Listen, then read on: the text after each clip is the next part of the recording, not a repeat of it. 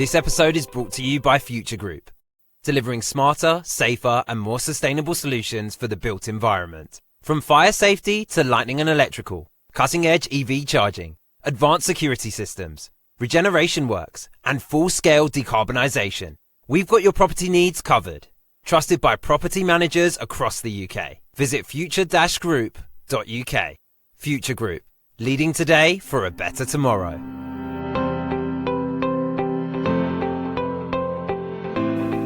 Welcome to another episode of Beyond Four Walls, a podcast that explores the stories and insights that shape our lives beyond the confines of our daily routines. I'm honoured to welcome Joey Kolirin, a dynamic individual whose journey encompasses both professional success and profound personal transformation.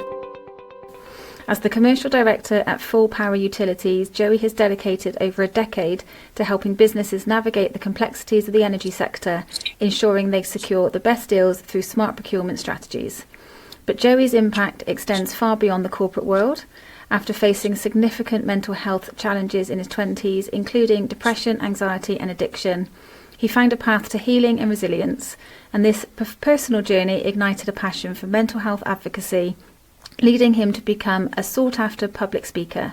And Joey now shares his experiences to inspire others, offering practical tools to overcome adversity, and in this episode, exploring how his personal struggles have informed his professional ethos and how he's using his platform to make a difference in the lives of others.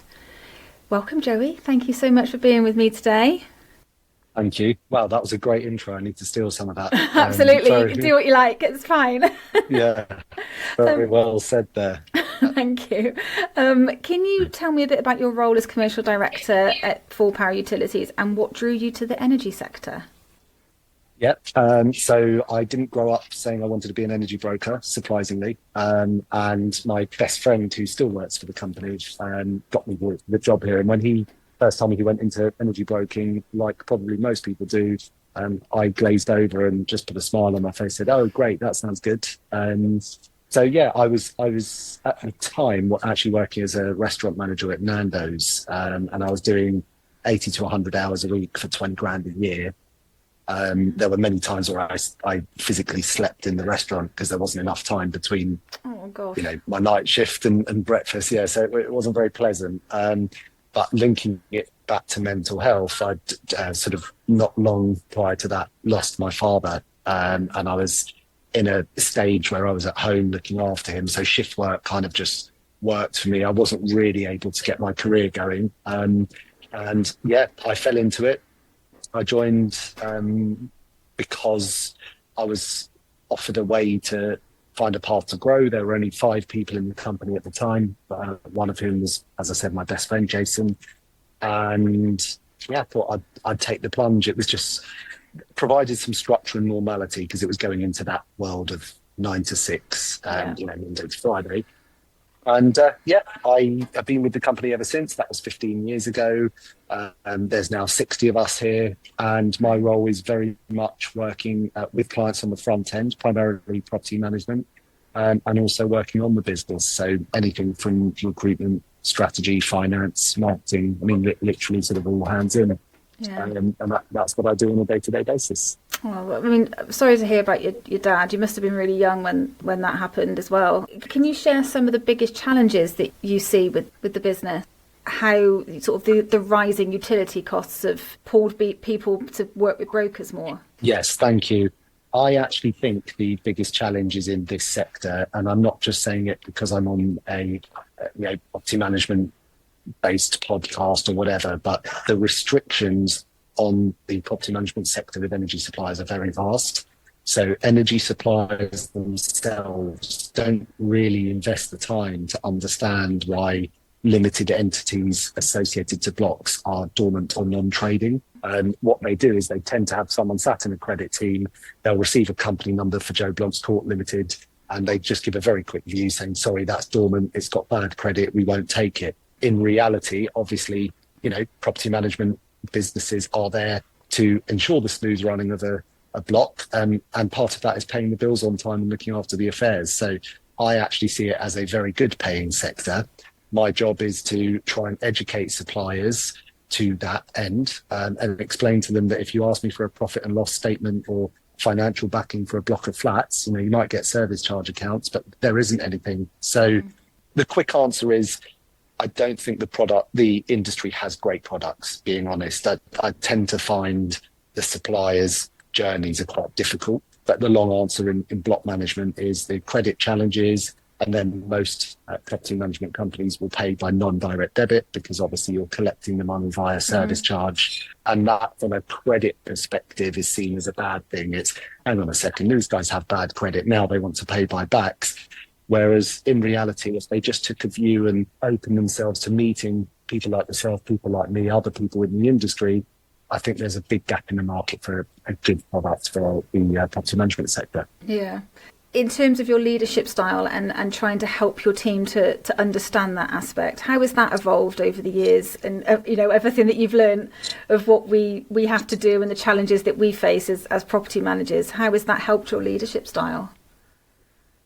Good question. I'm not sure about my style specifically, as in, is my style the best thing since sliced bread, personally? But I think what I try to do in all areas of my life, but specifically with work, is put people in other people's shoes. So encouraging the suppliers, encouraging my team to understand that if a bill is not sent to the block of not sent to the managing agent, and it arrives at the block of flats, to actually sit in your shoes as a property manager and realise what the impact of that is. That and I literally talk with language, saying you might have someone that's come home from a long day of work.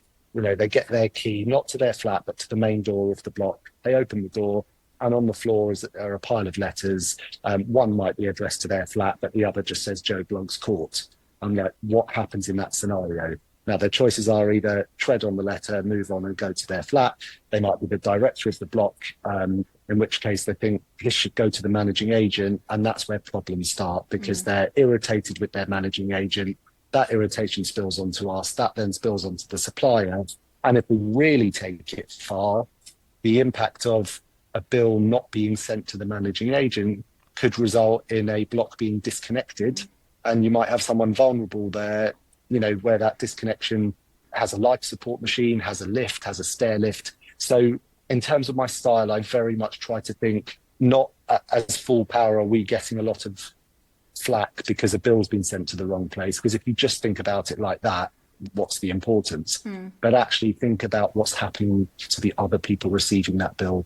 What's important to you as a block manager is to ensure the smooth running of the block and happy clients. And that very much contributes towards that. So, yeah, I think my style is just to try and educate and put people in other people's shoes. And I'm glad you said that, actually, Joey, because so many times as a managing agent, we will get a very irate email from a director or just, or a resident or anything like that. And it won't be a question. It will be a, why the hell have you not paid this bill?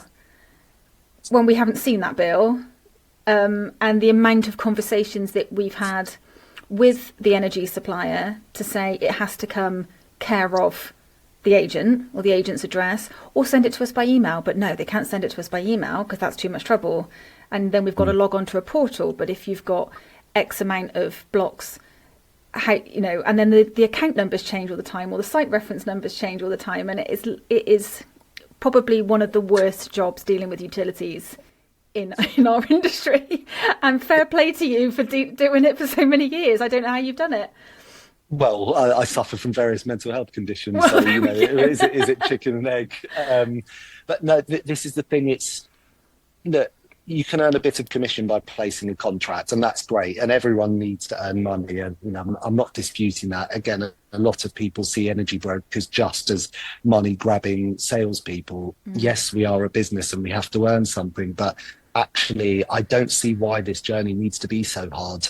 I don't see, with all the stresses of everything that block management is put under, abuse is high in the industry. Like with yourself, we both sit on a well-being team in this sector.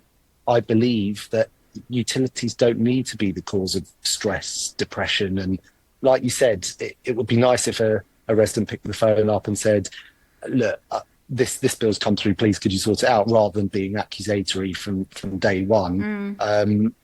And, I think that stuff rolls down the hill. Quite understandably, the managing agent will come to us and say, you don't understand what you're doing. This has gone to the wrong place. It's not about us shifting blame and say, well, it wasn't us. Why does it need to be like that in the first place? I agree. If, a contract sent through, it's very clear. It needs to be care of. The payment terms are backs. Sending stuff to the site's just never going to get stuff done. So I think back to that management style, just explaining that and trying to get people to understand, you just need to be a bit bespoke, a bit understanding, and just change your system slightly. Actually, managing agents are really good payers. We want to get the invoice, pay the bill, file the invoice, do what we need to do on our systems, and job's done. We don't want things hanging around and chasing around for reconnection because we've never received a bill, and then we've got to wait, like you said earlier about disconnecting at the blocks. We had one, never received a bill. It was going to the previous agent despite numerous calls to the supplier, and it was just ridiculous. And it took something like, I think it was about £1,000 and 6 weeks to get it reconnected. It's crazy. It is crazy. They're quick enough to go and turn it off. So surely you can come out and do it. And, and going back to having that human element of it as well, like understanding that actually this isn't somebody's home, if you like. I know I talk about it being, this is somebody's home, but in this context, this is a communal area that services X amount of things. And, you're not just dealing with one person, you're dealing with a company, but that company's got to deal with X amount of people. And it's just a nightmare. It really is one of the worst jobs. It is. And yeah, for my sins, I feel like I've been a contributor and our company to changing that. Again, we're not perfect. No one is. But I think developing that understanding, and whilst I can't draw and I'm not artistic, part of that is I've got this very bad drawing on Microsoft Paint where I draw a block of flats, and I'm trying to connect the dots between managing agent, the residence company, the supplier, the broker. I mean, there's other nonsensical things. The suppliers, there's a lot of red tape, and they'll say, can we have a management agreement? Can we see this? Can we see that? Whereas if you jump on Companies House, you'll see that 99% of the time, the managing agent is the registered address for the company. So I just feel there's a lot of hurdles and a lot of unnecessary stress, and bringing it back down to mental health. I mean, the amount of issues caused by a bill going to the wrong place, which seems very simple, can be very, very vast. So that is the angle I come at to try and change that. Well, it's great that you're trying to change it. And if I can do anything to help, make this industry better in terms of that, then please do shout.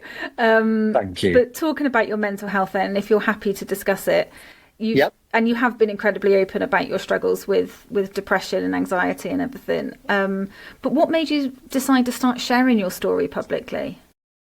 So I used to hide it big time, and even with my close network. So I'm 40, I just turned 40 a couple of months ago, and it really sort of reared its head in my early 20s.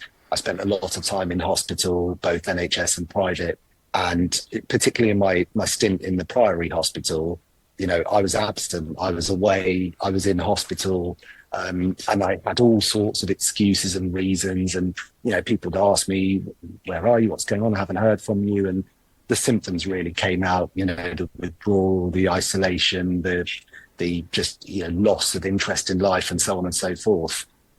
I always saw it as a pitfall and, felt very shameful. I was like, everyone has challenges in life. Why aren't I able to sort of deal with them? And I don't know what happened to me. Honestly, it was like, whether it's my ADHD or whatever, but one day I just decided to post online an extract from a suicide note that I'd written.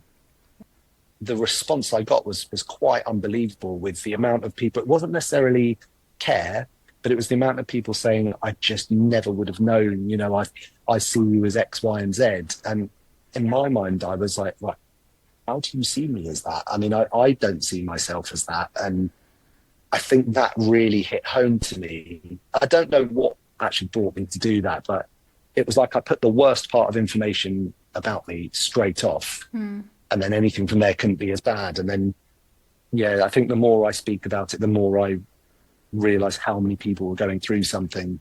It's just a case of who's willing to talk about it. So yeah, kind of went from there. Looking back, were there early signs that you ignored? Was it around the death of your dad that sort of kick-started it? Because I completely get that. I lost my dad when I was 23, and I'm not much Yeah, older I than was you. 23. I'm 41 now, so we're very similar age, and so I get it. That is very young to lose a parent. Was it then that it kicked off, or was it something else? And another good question. I think what drew me to you as an individual was I could tell there was a journey there as well. I think people want to make a change because they've had their own experience or realizations as well. So, yeah, interesting that happened at the same age for us both. It's difficult. I think your average person, particularly people who aren't exposed to mental health, they need to look for a reason.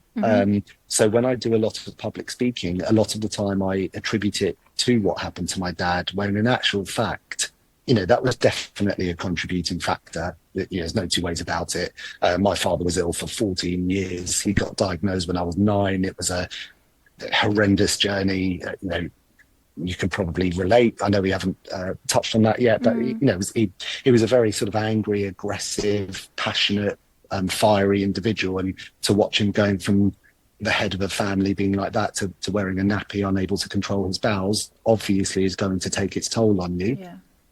Having done the work I've done now, which is 20 years of therapy, I think there were warning signs long before that, and I do think part of it is genetic.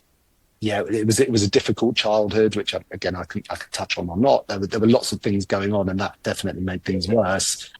And someone once described me, a doctor, as when I was born, putting sort of fresh seeds into a damaged soil.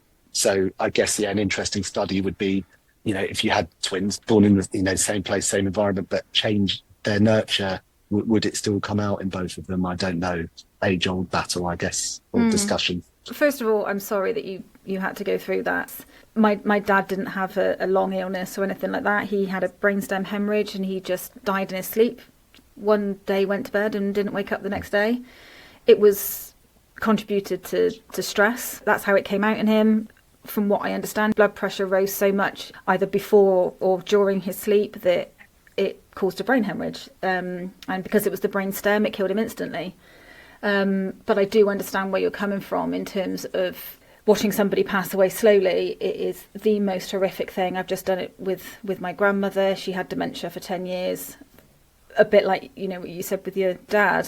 She was the most lovely person you could ever meet. But, she had a temper, bless her, as well.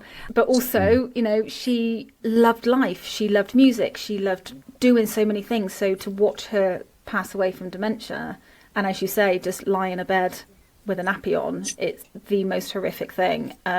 So I can understand why that would trigger things for you. And I'm just so sorry you had to go through it. Well, I'm sorry you have as well. And I think what brings us together without, not in a weird way, but there's a mutual understanding and a connection. And, everyone's been through something. I don't do this for sympathy, and I'm not saying that's what you were doing, but this isn't about me. This is about encouraging people, particularly men, to be open about it and not to be afraid and know that it's not a weakness.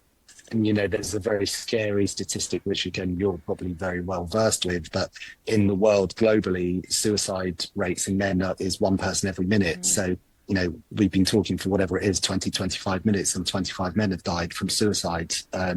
So for me, it's trying to educate and learn, how can I keep myself in the best way possible? How can I encourage others to do that? It doesn't mean I'm a guru. It doesn't mean I've had the worst journey.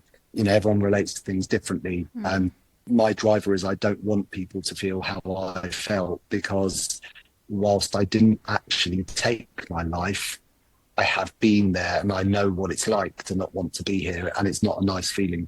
So yes, it did take its toll, but it doesn't mean it's any worse for me than it was for you or anything else. I think you and I have just decided to try and give back and try and help other people to not go through that. Yeah, absolutely. So what did recovery look like for you then? You mentioned about being in various hospitals. Was that early on, or was that something that it took a few years for you to get to that point? Are you okay to explain that? Yeah, absolutely. I mean, it very much depends where you're at on your journey. For me, hospital is rock bottom, is crisis, is, I'm unable to cope in the outside world. It was early on in my recovery. I don't, on reflection, think it was actually early on. I think I didn't realise what was happening. Look, I can only obviously speak about my specific journey. Again, just want for anyone that's listening, I want to be clear, I'm not saying this is always the way, and I'm not saying that, what I say is 100% gospel, but obviously I can only talk about my own experience. For me, the passing of my father was the end of 14 years of hell, and it left a big hole. So it wasn't necessarily that was at the root cause, but, certainly for the last 5 years, I had to try and keep myself together. What I mean by that, and I've got one very painful memory. I used to talk to my dad towards the end with my back towards him because I couldn't bring myself to look at him. He was so unwell, it would make me cry. And he got very angry with me once. It was probably about 7 or 8 months before he passed. And he said, it's very rude to talk with your back towards me. So I turned around, I had tears running down my face. And he was like, but why would you cry? Because you're only losing one person. I'm losing everyone. The point was, I understand now his pain. And where he was coming with that. But for me, again, on reflection, it was I wasn't allowed or able or in a position to let those emotions come out. And it's like my feelings were invalidated, whether I lost one person or anyone. As a young man, it was a very painful experience. So back to your question about recovery, I think afterwards I really capitulated because I didn't have to think about, am I going to upset my dad? I didn't have to look at him. He was gone. But I didn't realise I deteriorated to a point where I was so down and just couldn't bring myself to, cope with life, that I only felt safe being in a hospital where people understood me and being under the care of sort of doctors. So, recovery for me at rock bottom, when I didn't feel able to be in the sort of outside real world, was hospital. But other than that, recovery is an ongoing thing. Depression isn't in the past. I suffer from it every single day. And I have just learned how to manage it, but it doesn't go. I think you said something really important there, where you said about being understood. And when you were in hospital, that you were with people who understood where you were at, whether they understood what you'd been through, but they were there to help you, and they were there to not judge or to do a bit like what your dad did, I suppose, and just be like, well, it's worse for me kind of thing. So the fact that there were people there that understood, I think that is so important in our day-to-day lives, to surround yourself with people who just get you and just understand you. Because, we're all complicated beings. I'm quite a complicated person, it's with all the the trauma and stuff that that I've been through in life. But as you say, it's, if you can just get that help just from that one person who gets you and just understands, it makes such a massive difference. The sad thing about mental health is you do have to fend for yourself in a way, and what I mean by that is finding that person means putting yourself out there a bit. If, again, going back to the sort of the men and the male piece, the man up, or don't be a girl, or whatever those phrases are, encourages men to stay sort of secluded on their own and not put it out there. And therefore it makes it harder to find that person. Look, when I was in the sort of depths of the depression, which I'm definitely not in now, I couldn't see the wood for the trees, and the only way out for me was to not be here.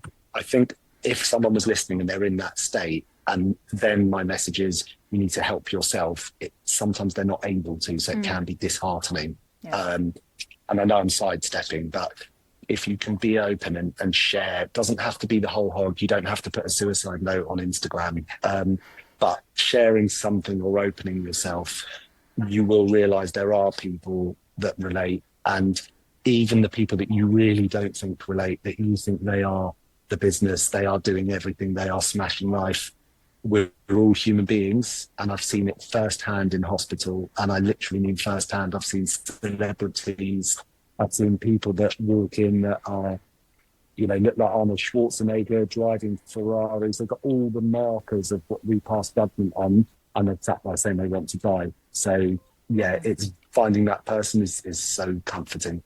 Yeah, and I agree. It's not about what's on the outside. And what is portrayed to the world. You could look at someone and think, oh, it's all right for them. What are they moaning about?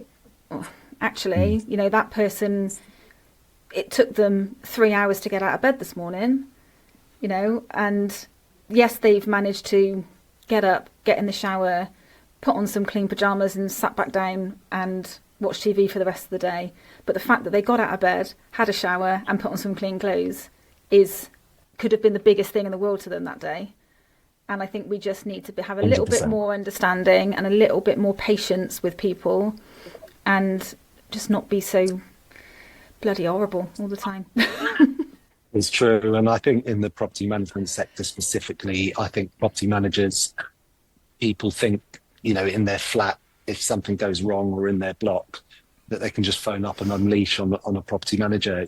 I think there is a lack of care for how many people are having a go at them. During COVID, if the garden was overgrown, or the window cleaner wasn't able to come, I think that that level of abuse just rocketed. And a bit like people don't attach themselves to companies because we're all frustrated. There's a cost of living, everyone's got stuff going on, and when you phone a company to deal with something, it's not a human being at the end of the phone, it's a business, and they should have done this, and here's the rule book. And it's not that I disagree, life should work well, but if you go to some other third world countries and talk about customer service, it's not even a thing that, it's about survival. So I think the only other thing I would say, just not to contradict what we're talking about, but I'm very careful just myself with the words, I understand where you're coming from, just because even though you and I have both lost our fathers, we were both the same age, I can't possibly understand what you go through or have been through. It was a very different experience with different people. So I share the pain of loss. I know what it's like to lose someone, but I don't know what it's like to lose Jodie's father, because that's very different to you. So yeah, I also try to sort of be mindful of that as well. Yeah. Well, thank you for saying that, because I think, when we all talk about our industry, for example, and we're all in the same boat. Well, we're not really, because yes, we're all in the same boat in terms of the struggles and some of the issues that we get hit with every day, if you like. But my life outside of work is different to your life outside of work, is different to X, Y, and Z person's life outside of work. So what I can tolerate and what my mental health can tolerate is completely different to yours and X, Y, Z person. So it is different. And I just think we need to have that level of kindness towards everyone. And we are going to get frustrated. We all get frustrated at things. And that principle goes to everybody in the industry. But I just think, if we have that baseline of kindness, I think it goes a long way. I absolutely agree. I think, I can be quite obsessive with thinking about the position other people are in. And particularly, I watch all these programs on Netflix about some really bad things that have happened, and they're designed to make you feel sympathy for the people committing these things. But I don't condone major crimes or anything like that, but unless someone is clinically insane, and again, most people don't understand insanity. Insanity is not voices inside your head, it's voices outside of your head. It's a warped reality. Unless someone is clinically insane, there's usually a reason for something, and there's never a valid reason for murder. And I don't mean to, again, take a turn, but if someone's shouting at you, or if someone isn't delivering the service you need, there's usually a reason for it. It doesn't mean we have to accept it, but having that understanding, and it's back down to that letter at the block. You could be an energy supplier and just say, we're dealing with all sorts of things. What difference does it make? We just sent one bill to the wrong place. Or you can stop and say, well, hang on a second, that person is really irate. There's something's driving that. And if you can get behind it, and do you know what? Sometimes it's simple as turning around, not in a patronizing way, and saying, I'm going to deal with the issue with the bill. I'm really sorry. Can I just ask, are you okay? It seems to be really bothering you, and I do get why, but I just want to check in on a personal level. Is everything all right? As I said, there's always a reason. There's always well, why is that happening? If somebody does something out of character, they're not doing it out of character just because suddenly they've turned and it's, they're just suddenly an angry person. Something has happened to create that effect, if you like. Exactly. So, if somebody suddenly starts getting angry about something, it's just a letter through the door. It's not a big deal. Well, it is a big deal. Sometimes everything just has to be a big deal, and putting somebody down for it is not the answer. That's exactly the thing. And actually, the number one thing that I talk about in my public speaking is that things aren't what they seem, because I'm not saying this, and this is not my view, but I know factually someone out there will want something that I've got, whatever that is, where I've got kids, a job, a house, whatever it is. Someone will look at me and say, I wish I had that. And again, that's not me saying it. I actually have low self-esteem, and I do a lot of comparison, thinking I'm not good enough and that everyone else is better than me. But the point is that things aren't what they seem, because that person, whoever's thinking whatever it is that I've got that they may want, might think that I'm loving life and I'm it's great because I've got 3 kids. Yes, I do love my kids, but sometimes I'm not able to cope with having 3 kids. And sometimes I think, well, I'm living a life I shouldn't necessarily be living. I want to do this, or, did I want to grow up to be an energy broker? Maybe I wanted to grow up and be a philanthropist or change the world or something. The point is that it's not what people think. And it's the same with anger. Again, I'm not saying we have to accept and we have to allow people to speak to us like that, but something's behind there. And it's those that take the time to try and understand, or try and think laterally and think their anger isn't personal to me. That could be an indication they might be seriously depressed, that they're unable to manage their emotions. So yeah, I think it's very important. Yeah.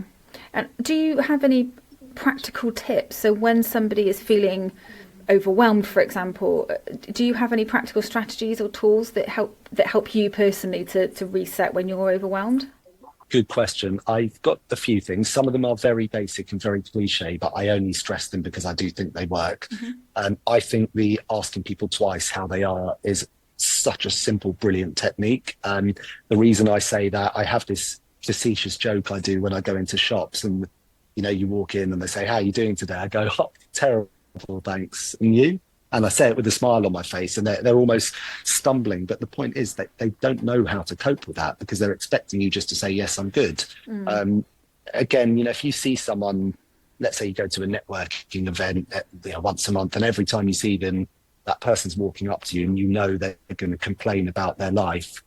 How many people really stop and invest, or how many people think, oh, well, John's going to come up to me again and just moan about life? Again, I'm not saying in practical terms we need to devote 5 hours of therapy every time we see that person, but I think just asking twice, being open, spotting the warning signs. Again, if there is extreme anger, trying to stop and think something might be going on for that person. They're not just angry, like you said. I think that was a key phrase. So I think asking twice. I think breathing is an amazing thing. So taking deep breaths. I know it's super basic, but when I feel that raised blood pressure, or I feel myself getting up, changing your physiology, taking some deep breaths, and 3 seconds in, 5 seconds out, really trying to dissipate those feelings of unease. And the other one for me which is a massive one, is understanding that your thoughts, feelings and behaviors don't have to be connected. My example of that is road rage. How many times do we get road rage where you want to get out and kill the other person and think, oh my God, you deserve to lose your life because you stuck your car out at a roundabout and you shouldn't have done that. That's a terrible crime. I'm going to end your life. In reality, you don't do that, do you? You get annoyed and 2 seconds later you forget about it. So therefore, the thought you couldn't stop, but you don't have to act on it. So for me, a key thing is going against what I necessarily want to do. And what I mean by that is, if I'm feeling depressed, or I wake up and I feel hopeless, I can't necessarily change the feeling, but that doesn't mean I have to go to bed and cry myself to sad music. I can still get up. I can still go to work. I know that I'm not feeling good, but eventually, usually I start to feel better. That's a great example. Obviously, not encouraging the murder on the road rage situation, but yeah, it is a great example that what you think doesn't necessarily have to be what you then do and everything. So yeah, that's really great. But talking about obviously being in a leadership position yourself, what advice would you give to someone in a leadership position who's struggling with their mental health? Me, I think, look, I never know if this is 100% again, and I never know if I'm being too much and too open, but part of that's being authentic and genuine.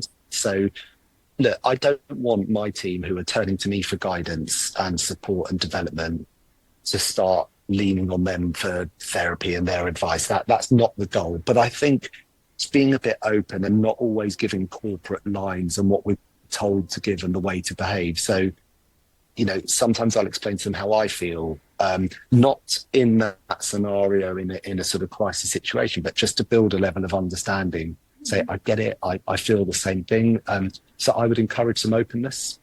I would also really try to look out for signs. So we all come on a day-to-day basis with our own filters. So everything that we're, digesting through our eyes, through our ears, Jodie's got Jodie's experiences, genetic makeup. You might be sat now thinking, oh God, he talks a lot, or I'm having a really good time, or I've got to get this, whatever you've got on your agenda and I've got mine, and everyone's got their own agenda. I think, again, trying to stop and breathe is really difficult in the day-to-day struggle of life, but trying to stop and breathe and think, what might that other person be going through? What have they said? And therefore internalizing it on yourself. So if you're feeling a certain way, being open, but trying to understand what's really making me feel that way. Is it really that person grating at me? Is it really the energy, bill that came through incorrectly, or is there something else there? And I think reaching out, being open and asking for help, regardless of your position, if you can, lower your ego and say, just because I'm a director, I'm still a human being. Mm-hmm. I can still ask for help. Oh, absolutely. And I think, certainly coming from my perspective, I've had many struggles over the years, and still try to be a good leader as much as I can. And I just think that, for any aspiring leaders out there, or for any leaders who are already leading but struggle with their mental health, it's, as you say, reach out, ask for the help that you need, because somebody will help you. And sometimes you reach out to the wrong person. I've reached out to the wrong person in the past and it's not gone well. It's made me feel 10 times worse, to be honest. But I've had that. Yeah, but there are people who care, and I hope that by doing this podcast and interviewing people like yourself, Joey, and the work that we do on the wellbeing the wellbeing group for TPI, I just hope that we can make that little bit of difference, and know that if there is anyone out there, that they can reach out to us if they're struggling. 100%. And even, back down to this relationship, I mean, you and I sat in, 5, 6, 7 meetings, probably didn't speak, we didn't even know each other, and you can build a connection beyond, we could just talk about property management, or just stick to, the wellbeing charter, which sometimes has to be very corporate because it's for an organization. Mm-hmm. So yeah, I think if you put yourself out there, and I've had many a conversation which has gone wrong, and many times where I've overshared or as I said, I'm absolutely not a finished product, but I think generally speaking, for me, you put yourself out there. If one person can take one thing from that, that's great. And if you and I and everyone else involved in this world can try and minimize that sort of loneliness that leads to, things like suicide, that is all you can do. Yeah, absolutely. And finally, before I let you go, we'll ask you if there's anything you'd like to add ultimately. If you could speak to your younger self during your toughest moments, what would you say? That's a brilliant question. Do you know what? It's very difficult to answer, because I I think my younger self is still lost in there. And for those that can understand that, you'll put yourself in one step ahead. Yeah, as you can see, I'm stumped. I think what I probably would say is it's going to be okay. And I'm just basing that on the fact that I've got 3 young kids and my 7-year-old is already exhibiting a lot of anxiety, a lot of problems. She's very, very sensitive. She's a lovely, lovely, kind-hearted girl, but she needs an arm around her. So I think, my mum's mum took her own life. My dad's dad was an alcoholic and a very, very severe, he'd say, I'm just popping out, come back 5 days later. He drunk all their money away. I think my parents came from 2 very broken homes and weren't able to be parents themselves. So I grew up essentially fending for myself. And regardless of my dad's illness, I was not physically on my own, but I was alone. And I think I would have benefited from the Joey now saying, do you know what? You're going to be okay. It's a struggle. There are going to be times where you're at rock bottom. There are going to be times where you mess up. There's plenty of things I've done and continue to do which are wrong, but you're going to be okay. And you can still find a way through that. But I think wading through those 2 voices in my head, which is ultimately my father, who is very aggressive, and my mum, who is a poor me character, is still a challenge. When I'm faced with decisions or just going through life, I've got one part of me that's just ruthless and says, for example, going to the gym, one part of me is like, get in the gym. I don't care how you're feeling. I don't care how many hours you've slept. I don't care what's going on at work. You get to the gym. And the other part, that's my dad. And the other part's my mum saying, you poor thing, you shouldn't go to the gym, and it leads to very up and down behaviours. So I think, very long-winded answer. I've given you what I would say, but it's just to note that it still needs to be said now. I'd like to say that it will be okay. Your strength of character really does shine through, and I think you've done. Thank you. You're doing incredible things with all your public speaking and your advocacy and everything, and even sort of sitting on the TPI panel as well, wellbeing panel. We all do these little things with little wounded soldiers kind of thing that we just want to help people and help people not feel the way that we've felt. So thank you for doing everything that you do, and ultimately for helping the industry with your company as well. We do appreciate it, even if we do complain about utilities all of the time. No, I know that. And honestly, the thanks should go to you. You're the one putting on the podcast. You're the one putting your time, your money, your opinions out there and giving people the platform. So, you didn't need to have me on. I'm really grateful. And honestly, keep doing what you're doing. Oh, thanks, Joey. I really appreciate your time. Thank you so much. And you. No worries. Thank you so much for taking the time to listen to my latest podcast. You can find me on LinkedIn and Instagram. The links are in the show notes. Or you can contact me on jodie@jodiefraser.com. For more content and updates, don't forget to subscribe to this podcast on your favourite platforms. Thank you once again for listening. Until next time, take care.